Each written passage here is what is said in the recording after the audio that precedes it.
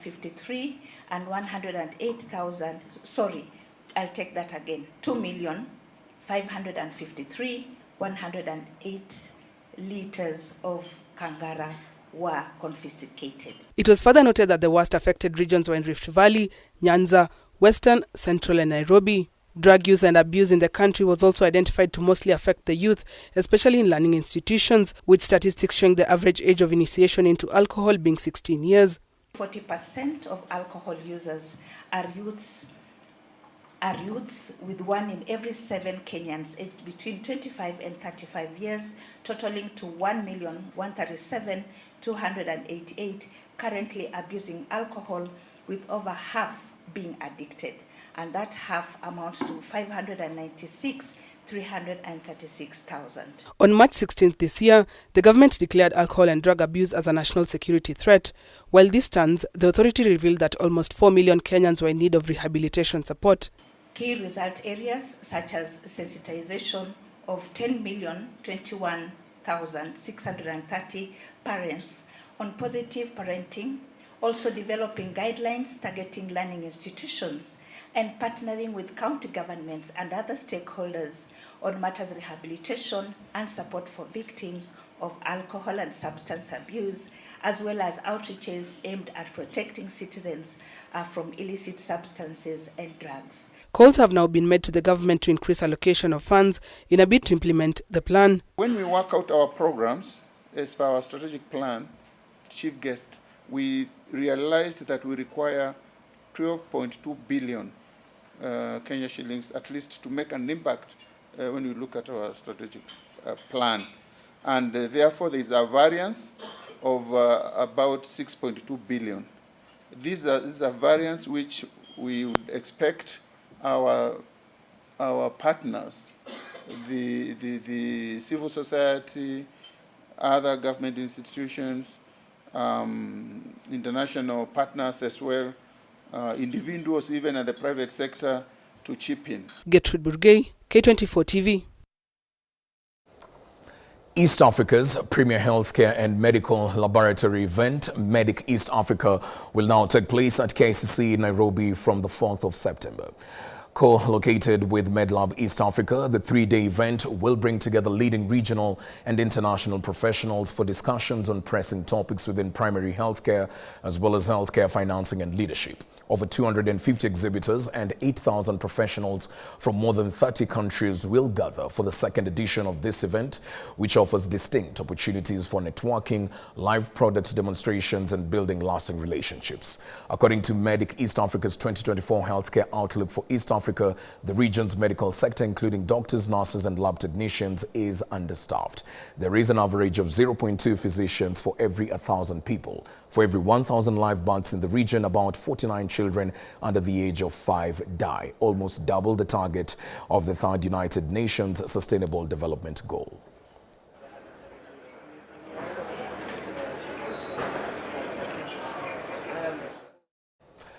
Embakasi ranching shareholders have lauded the new leadership that has brought an end to the never-ending wrangles in the community. Ranchers say that through the new leadership, they've realized and recovered Embakasi ranching land that was almost being grabbed in Kajiado, which will help to accommodate most of the members that had no land since they bought shares. They were speaking after a weekly clinic to sensitize shareholders on their rights, where some of them confessed how they have been struggling without help in the hands of former greedy directors.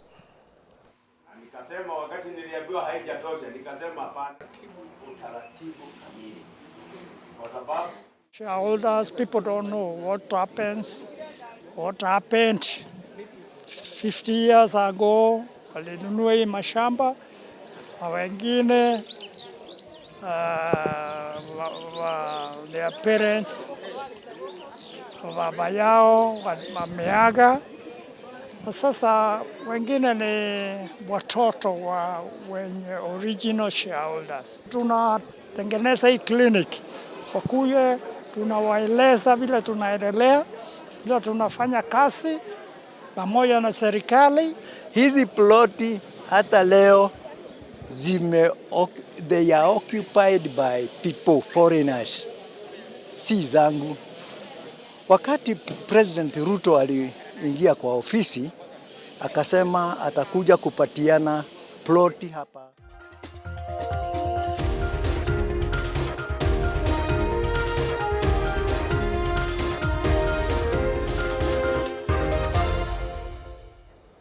Well, let's now have a look at some business news. Absa Bank Kenya and ITC have co-hosted a trade mission in Nairobi to connect women-led businesses from Africa and the UK during the Absa Inspire conference. And now the Kenya event, dubbed or funded by UK Aid, brought together 10 UK buyers, 17 African corporations and 65 women entrepreneurs. The Kenya Trade Mission aims to build new business linkages and expand economic opportunities for women-led businesses from across the continent and the United Kingdom.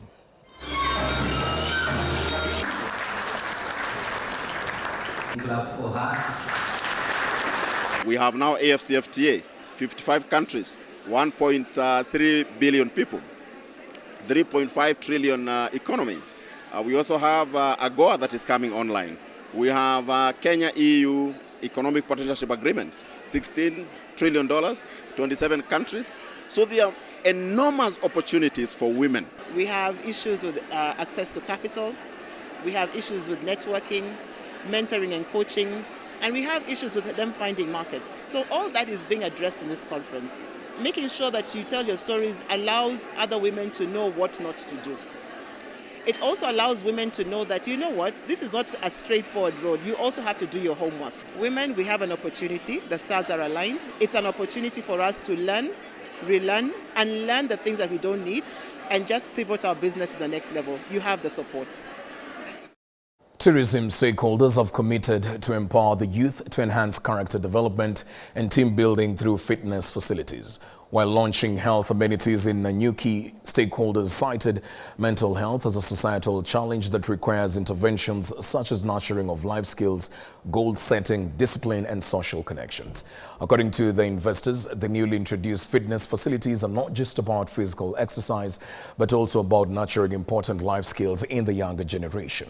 The amenities will offer space for the youth to learn water and on-land safety and build confidence, provide opportunities for strength training and overall fitness. Zinafanya watu waweze kufikiria na kuweza kufanya kazi pamoja na kuweza kusaidiana na kila mtu kuleta mawazo yake, ndio kila mtu awajibike katika kutafuta suluhisho ya shida zile zinaweza kuwa zinawakumba, kwa sababu zile kazi tunawapatia wafanye zinakuwa ni ngumu, lakini wakifikiria pamoja na kufanya kazi pamoja wanaona kumbe ni rahisi. So inakuwa mara nyingi tunataka wawe wakishirikiana, wakifanya kazi pamoja. Only yesterday we had a young person coming out of the country, maybe a young lad of about 14 years or so, going through the zip line, and you should have seen what it takes, the energy required to be able to do those kind of things, and those are things which finally now empower the young person to be able to look inwards and realize that they have got strengths and they don't have to look outwards for them to be empowered. The government has been urged to provide robust cybersecurity infrastructure and facilitate training of students in universities on data safety and protection, following research by the global cybersecurity markets showing that by 2027, half of the Kenyan digital landscape will be affected by cyber attacks if no measures are taken. This is reminiscent of an attack that occurred recently in Kenya affecting major banking sectors, government platforms like the e-Citizen, mobile money platforms and other crucial sectors where Kenyans lost their data and money. Pioneer International University Vice-Chancellor Professor Gideon Maina has to this end called on the government to invest heavily on a robust cybersecurity infrastructure. All the world, and our country in particular, is pegged on how we prepare the young ones to leverage on future technology, particularly the disruptive technology, which cybersecurity, AI, artificial intelligence, big data, and robotics is part of it. Cybersecurity does not work on its own. You must be a good programmer. You must be good in networking and administration. You must be good in databases, because the space that we are in as a country, For us to be able to deal with adversities of cybersecurity, like the Sudan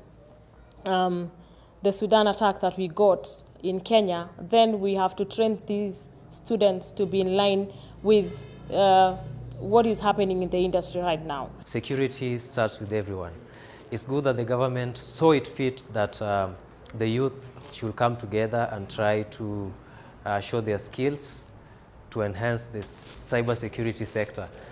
The Kenya Ports Authority is targeting to expand its capacity in oil handling business after receiving the biggest oil ship, Malin Sadrina, carrying 121,749 metric tons of diesel.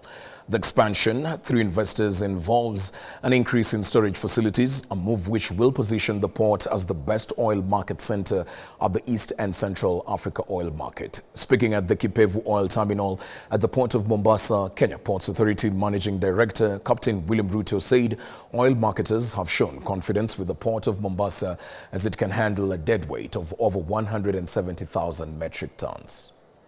In the port of Mombasa, which is carrying over 121,749 metric tons, out of which that cargo, 40% is for the transit market. So when we say the port of Mombasa is the gateway to East and Central Africa, this is really what we mean. That despite the cargo which this ship is bringing, of over 121,000, 40% is for the transit market. And as KPA, we want to pride ourselves that we will continue supporting the business community, investors in this country, to bring more cargo. This terminal is able to handle ships of up to 170,000 deadweight ton. We will keep a full ship, full cargo, not like with 121, it will be 150 at least, 1,000 metric tons. The United States Agency for International Development, USAID, through the Feed the Future Kenya Livestock Market Systems activity, USAID Kuza and USAID Resilience Learning activity took part in the Kenya Meat Expo 2024, backing deliberations on expanding economic opportunities for livestock keepers. As we embark on commercializing this sector, we have taken a value chain approach so that we can bring all actors from production to aggregation to value addition and manufacturing all the way to the market together. Connect the dots, as Sam Karidi said, and work as one unit so that we can commercialize our sector and put money into the pockets of all the actors in this sector. Create jobs and develop a viable export development plan. We now understand which breeds to promote. The indigenous Boran breed is a very good breed that we have here in Kenya that we've not marketed enough. A lot of the countries globally have come here, gotten our genetics for the Boran, developed those genetics, and now are claiming the Boran as theirs. We need to reclaim Boran as an indigenous Kenyan breed that produces quality beef for the market. So we have put very specific interventions in the animal feed and fodder area of livestock. Well, we take a break at this point. On the other side of that break, my colleague Chris Migwambo gets back with some sports news. Stick around for that.